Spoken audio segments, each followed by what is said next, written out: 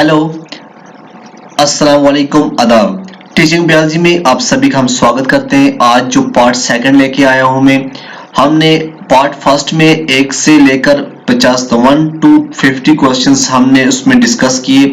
आज जो हमारा सेकंड पार्ट होगा, हम 50 to 100 क्वेश्चन हम यहाँ पे डिस्कस करेंगे। तो चलो हम करते हैं स्टार्ट।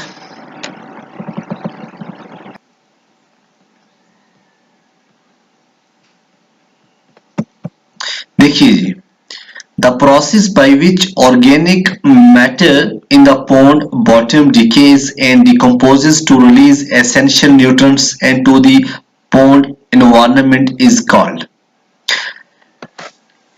एक प्रोसेस, जब ऑर्गेनिक मैटर जो पोन्ड्स बॉटम्स के अंदर जो डिके होता है और डिकम्पोज जो है वो रिलीज करता है एसेंशियल न्यूट्रिएंट्स किसके लिए, पोन्ड एनवायरनमेंट के लिए, उसको हम क्या कहते हैं? उसको हम कहते हैं न्यूट्रिएंट रिसाइकलिंग। क्या कहेंगे?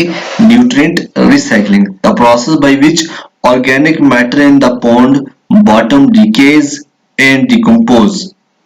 ठीक है, जो ऑर्गेनिक मैटर होता है ना पोन्ड के अंदर, पोन्ड के बॉटम के अंदर, वो डिके और डिकम्पोज होता है और रिलीज करता है एसेंशियल न्यूट्रिएंट।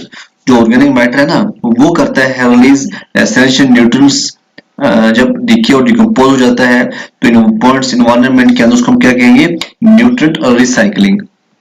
उसके बाद है रेड टाइड्स। रेड टाइड्स जो होते हैं ये किसकी वजह से हो जाते हैं? जो रेड टाइड्स हैं ये जिम्नोडियम स्पीशीज जो है, जिम्नोडियम स्पीशीज की वजह से रेड टाइड्स जो है ये काज होते हैं। और जो रेड टाइड्स होता है ना, ये occurs with the algae known as Carina brevis blooms in large number। ठीक है, और ये क्या करते हैं? रिलीज करते हैं टॉक्सिन्स जो काज करते हैं रेस्पिरेटरी इलनेस ह्यूमंस के अंदर और किल करते हैं फिश को, बर्ड्स को। देखिए जो algae है ना, जो रेड टाइड्स है ना, ये काज्ड बाय algae। ठीक है, जो रेड टाइड्स होते हैं ना, रेड टाइड्स किससे काज होते हैं? algae से, विच आर टिनी होते हैं, जो माइक्रोस्कोपिक ऑर्गेनिज्म होते हैं, ग्रो करते हैं वाटर के अंदर। ओके, और जो almost जो all bodies of water have some algae, but in a red tide there is a lot more algae in the water than usual। okay,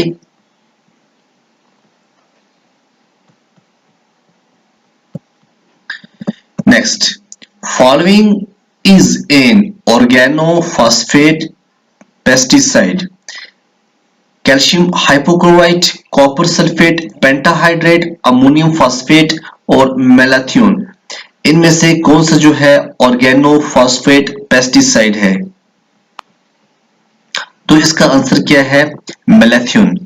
देखिए जो ऑर्गेनो जो फॉस्फेट पेस्टिसाइड है, ये क्या होते हैं? ये ऑर्गेनोफॉस्फेट जो पेस्टिसाइड होते हैं ना, ये वो करते हैं, डैमेज करते हैं एंजाइम को in the body called acetyl cholinesterase. ठीक है ना, ये जो एंजाइम है एसिटाइल कोलिनेस्टरेज जो एंजाइम है उसको डैमेज करते हैं। अब जब ये एंजाइम डैमेज हो जाता है ना, जो न्यूरो सिग्नल्स होती है बॉडी के अंदर वो फिर नहीं जा पाती है। तो जब ये एंजाइम डैमेज हो जाता है तो जो पेस्ट होता है वो किल हो जाता है और काज करता है अनवांटेड साइड इफेक्ट। ओके, तो ये है organophosphate pesticide. In A sewage treatment plant, use of duckweed in oxidation ponds to absorb the excess of nutrient is an example of phytoremediation। क्या है? फाइटोरेमिडिएशन इसका आंसर है। अब थोड़ा हम डिस्कस करते हैं फाइटोरेमिडिएशन क्या होता है। Phytoremediation basically refers to the use of plants and associated soil microbes to reduce the concentrations। okay, क्या होता है फाइटोरेमिडिएशन? use of plants and associated soil microbes to reduce the concentration or toxic effect of contaminant in the environment। इसको कहते हैं फाइटोरेमिडिएशन। बड़ा important है exam point of view.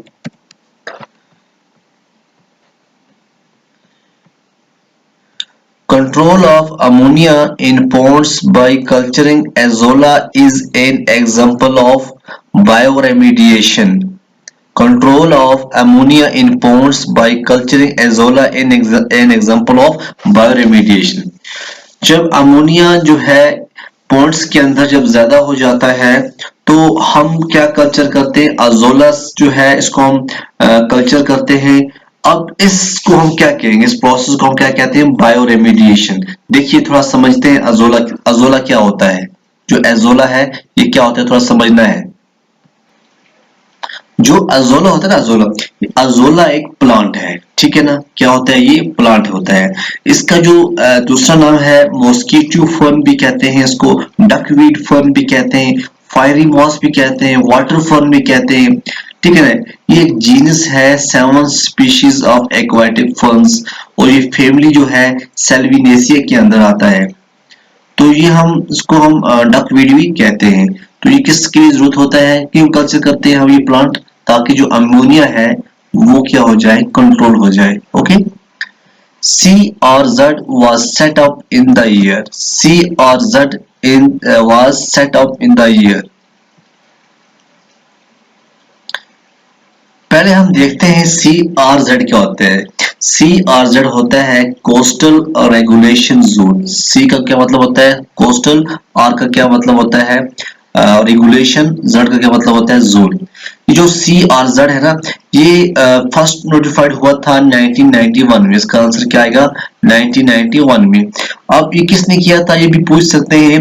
ये ministry of environment, forest and climate change, MOEFCC, under environment protection act 1986, ठीक है ना। CRZ is divided into dash dash zones. अब जो है CRZ को कितने जोन में डिवाइड किया गया है, 4 जोन्स में जो है इसको ये डिवाइड किया गया है। किसको, CRZ, कोस्टल और रेगुलेशन जोन। देखिए जो CRZ1 होता है इसका मतलब होता है इकोलॉजिकली सेंसिटिव। जो CRZ2 है ये होती है विलेज। देखो मसला क्या है, जो CRZ होता है ना, इसमें ये बताया गया है जिस तरह एरिया होता है mangroves, coral reefs, biosphere reserves, इसमें क्या होता है कोई भी कंस्ट्रक्शन नहीं होगी, ठीक है ना। जो project related department of atomic energy, construction of transformer, sea link in roads. तो ये जो है, फिर जो CRZ2 है, ये वो एरिया होता है जो shore line and falling with in the municipal limit. और CRZ जो थर्ड है, ये वो एरिया होता है जो अनडिस्ट्रीब्यूटेड होता है, जो do not fall under either in category first और second.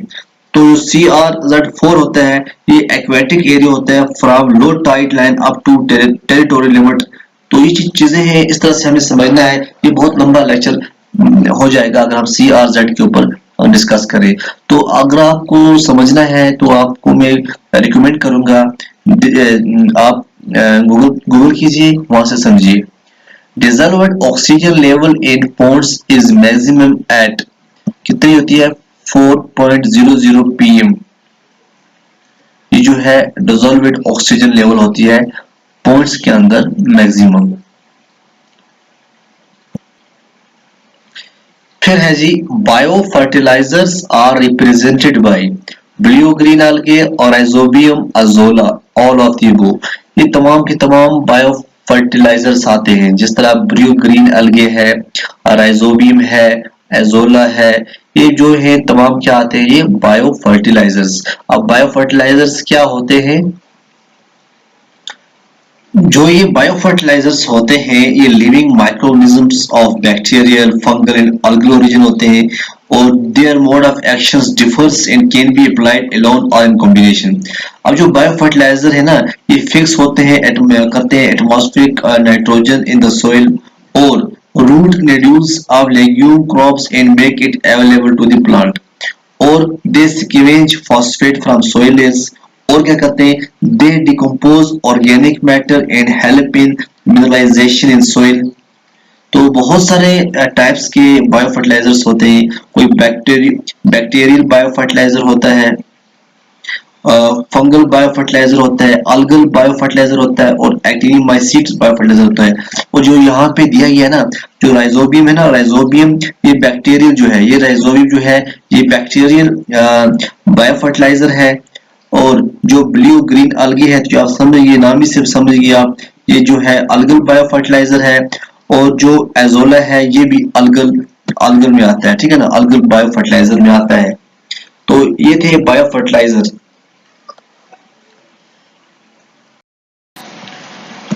The important factor of soil while choosing the fertilizer is, CN ratio, pH, nutrient level, all of the above. जब भी हम इम्पॉर्टेंट फैक्टर सोइल के लिए क्या होगा, जब हम फर्टिलाइजर को चूज करेंगे, CN, कार्बन नाइट्रोजन का रेशियो, pH और न्यूट्रिएंट लेवल, इसका आंसर क्या आएगा, all of the above.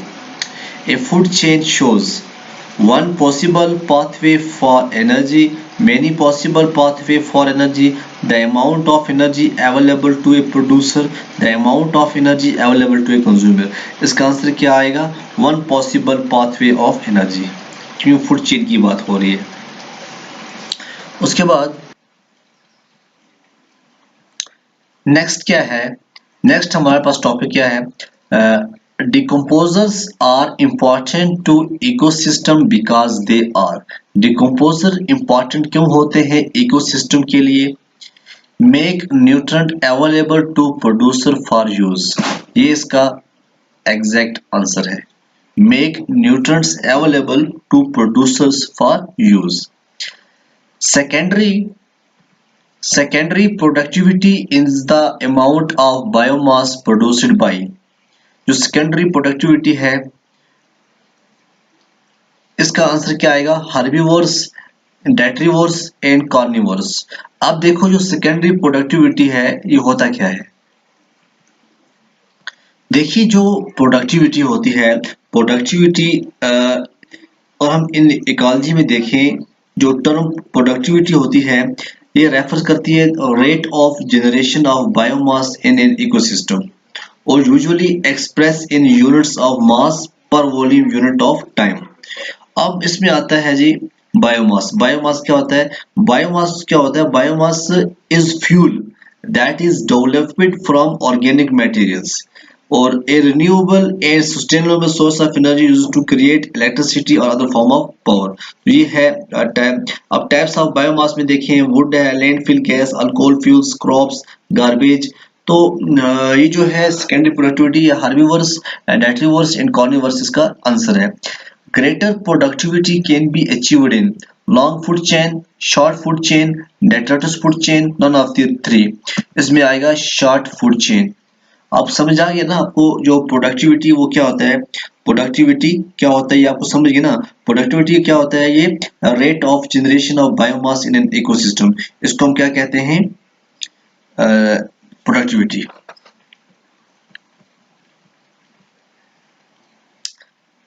Primary productivity is defined as, primary productivity क्या होता है, the rate at which radiant energy is stored by producers, the rate at which radiant energy is stored by producer, उसको हम कहते हैं primary productivity. The plankton is, plankton क्या होते हैं, रेड एल्गे होते हैं, फ्लोटिंग फूना होता है, लार्ज ऑर्गेनिज्म होते हैं, या पैसिवली फ्लोटिंग और ड्रिफ्टिंग फ्लोरा ऑफ माइक्रोऑर्गेनिज्म। इसका जो आंसर है वो क्या है, ये डी पार्ट इसका आंसर है। पैसिवली फ्लोटिंग होते हैं ये planktons, drifting flora of microorganisms. Individuals of same species in a particular locality constitute populations। Individual of same species, ये पॉपुलेशन की सीधी डिफिनेशन है। जो पॉपुलेशन क्या होता है, individuals of same species in a particular locality constitute, यह है population.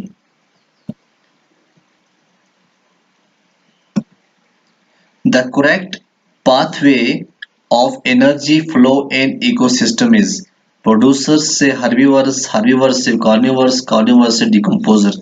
ये जो है इसमें सही आंसर है। ओके, क्या है, प्रोड्यूसर, उसके बाद हर्बीवर्स, उसके बाद कार्निवर्स, उसके बाद डिकम्पोजर्स, बाकी करेक्ट पाथवे नहीं है।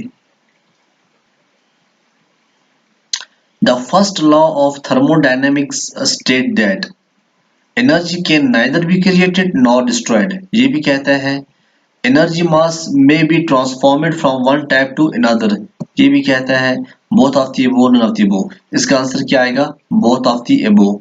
जो फर्स्ट लॉ ऑफ थर्मोडायनेमिक्स वो क्या कहता है, energy can neither be created nor destroyed और एनर्जी में be transformed from one type to another. Herbivores are called, herbivores को हम क्या कहते हैं, प्राइमरी कंज्यूमर्स, प्राइमरी कंज्यूमर कहा जाता है हर्बीवर्स को। Organisms living on the bottom is called, जो ऑर्गेनिजम्स बॉटम रहते हैं उसमें हम क्या कहेंगे, जो बॉटम रहते हैं बेंथोस, क्या कहेंगे, बेंथोस।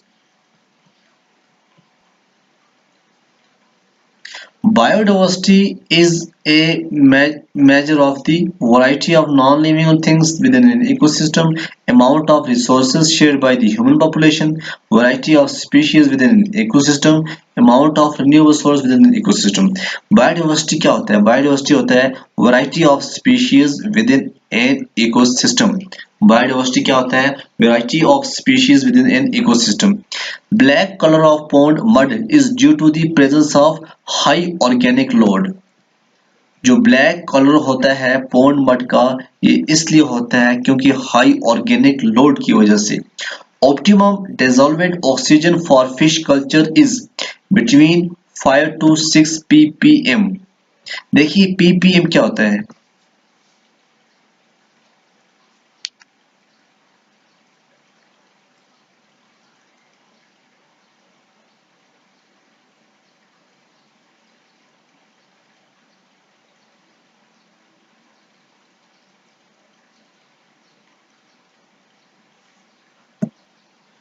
कोई पूछेगा पीपीएम क्या होता है, आप बता सकते हैं. पीपीएम का मतलब होता है पार्ट्स पर नोटेशन. पार्ट्स पर नोटेशन होता है पीपीएम. ओके, जिसको हम एक्सप्रेस करते हैं milligram per litre, MG per litre में. Optimum pH range for cop culture is. Cop culture के लिए ऑप्टिमम पीएच रेंज कितना होना चाहिए? 7.0 to 7.5. ये इसका ऑप्टिमम पीएच रेंज है कॉप कल्चर का. अब कॉप कल्चर क्या है? What is cop culture? देखिए कॉप कल्चर पता है क्या होता है? ये बहुत ज्यादा जो है कल्चर होती है. जो तीन मेन है, मेन तीन है, कतला कतला, रोहू, सिनस मैग्रेला. ये इंडियन मेजर कॉप्स हैं. इंडियन जो मेजर कॉप्स हैं कतला कतला, रोहू, सिनस मैग्रेला.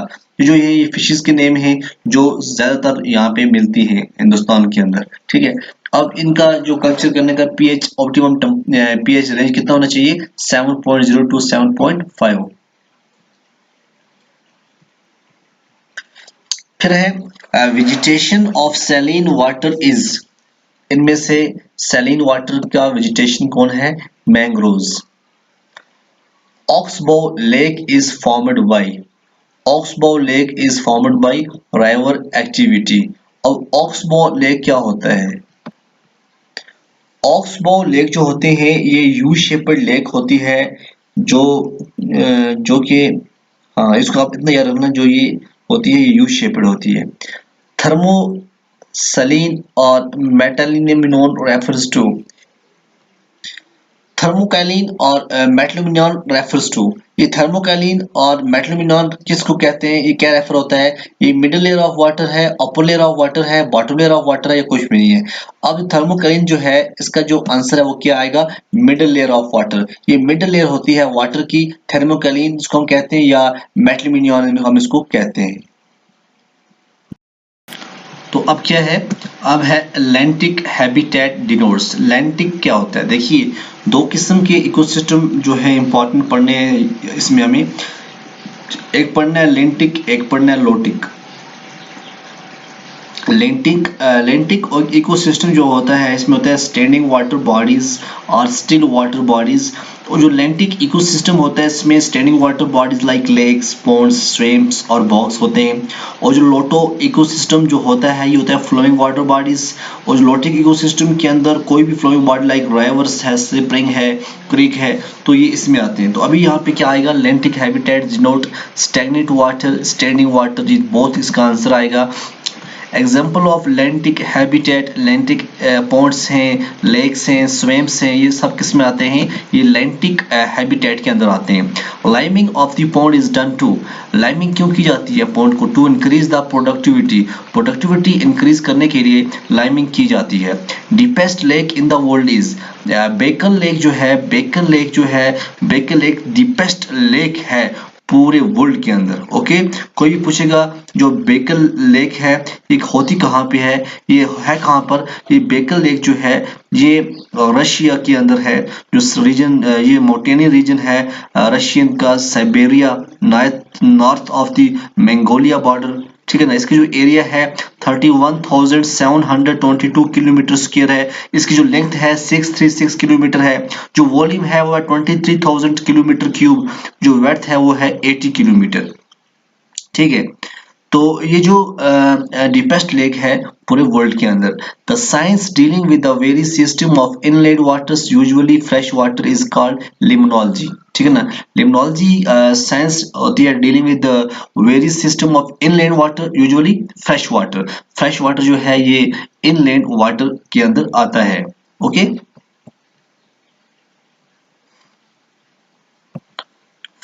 Phytoplanktons contain CNP in the ratio of। CNP क्या होता है? देखिए जो कार्बन है, नाइट्रोजन है, फास्फोरस है, उसका रेशियो कितना होता है फाइटोप्लैंक्टन्स के अंदर? 100:17:24।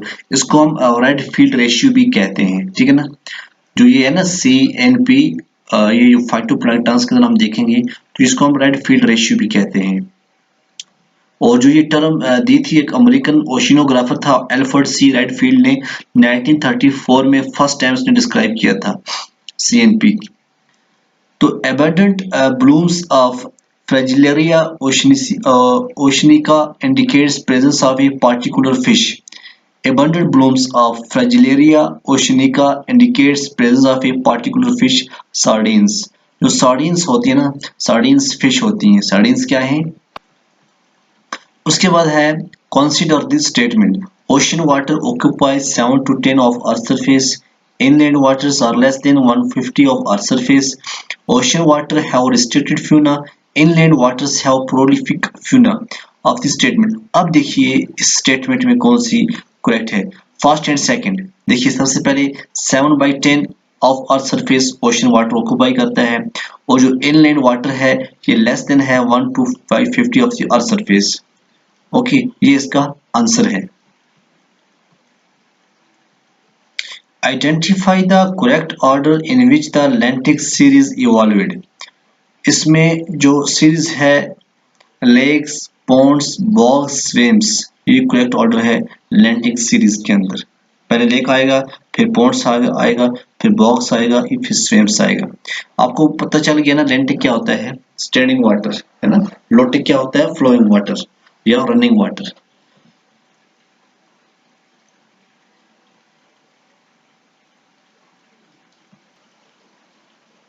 तो उसके बाद आता है indicator species of oceanic water.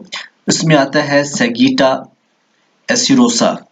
देखिए इंडिकेटर स्पीशीज क्या होती है? Indicator species organisms whose presence or absence or abundance जो reflect specific environment conditions। Okay, indicator species can signal a change in the biological condition of a particular ecosystem and thus may be used as a proxy to diagnose the health of an ecosystem। Okay, अब है red tide is caused by dinoflagellates. जो ये यहाँ पे दिए गए हैं इनमें से डाइनोफ्लैजिलेट्स हैं, उससे रेड टाइड्स काज होते हैं। El Nino current occurs off the coast of, ये है पेरू। ओके, देखिए जो EL है ना, इसमें क्या होता है? ये क्लाइमेट पैटर्न होता है जो डिस्क्राइब करता है unusual warming of surface water in the eastern tropical Pacific ocean. Okay, तो अब है eutrophication is a phenomena where there is over abundance of nutrients. ठीक है ना। ओवर एबंडेंस ऑफ न्यूट्रंस जहां पे हो वहां उसको हम क्या कहते हैं? यूट्रिफिकेशन। ठीक है, ठीक है ना। यूट्रिफिकेशंस बोलिए या आप यूट्रिफिकेशंस बोलिए, ये कोई भी चल सकता है इसमें। ठीक है ना। यूट्रोफिकेशन तो सबसे बेस्ट है यूट्रोफिकेशन। ठीक है ना।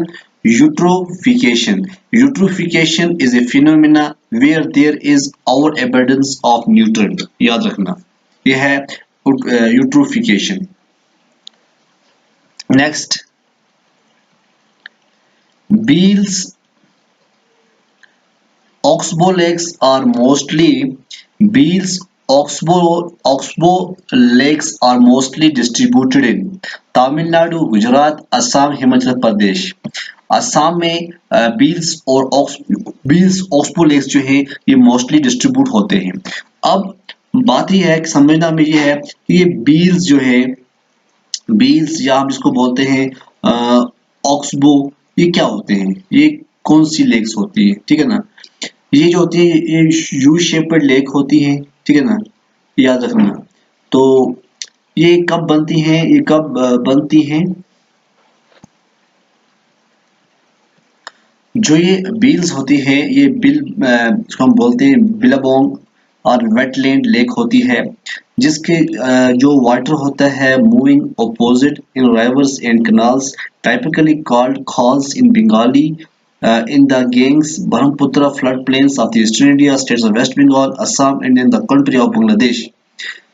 The term जो है ऑक्सबो जो है ये origin the word of the same pronunciation meaning pond and lake, the Bengali and Assamese language.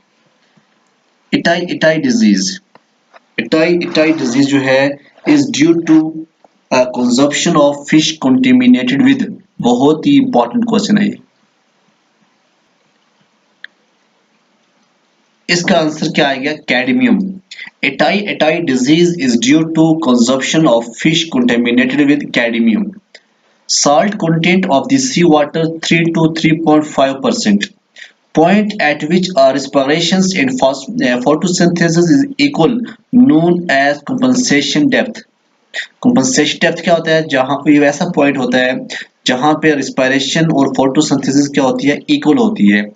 Which area in the oceans are rich in fish populations, upwelling areas जो होता है इसमें जो ओशन के अंदर जो अपवेलिंग एरिया है वो रिच इन फिश पॉपुलेशन होता है। Okay, Chilka lake Chilka lake क्या है, लैगून है। लैगून का क्या मतलब होता है, क्वेश्चन अगर कोई पूछेगा चिल्का लेक को लैगून क्यों कहते हैं, because it is a shallow body of brackish water separated from a larger body of water. क्या आएगा, because it is a shallow body of brackish water separated from a large body water. The mud flat and saline swamps located in West Bengal are called bheris. जो mud flat and saline swamps located in West Bengal are called bheris. The brackish water which act as buffer zone between sea and land is called lagoon. Okay, क्या होता है lagoon, किसको कहते हैं, जो brackish water होता है which acts as buffer zone between sea and land is called lagoon. The largest estuarine ecosystem of India is Hooghly-Mathla estuary. Hooghly-Mathla estuary. और आज के लेक्चर में जो लास्ट क्वेश्चन जो है, the pH value of the Indian coastal marine water range from 6 to 8.5. The pH value of the Indian coastal marine waters range from 6 to 8.5. Okay.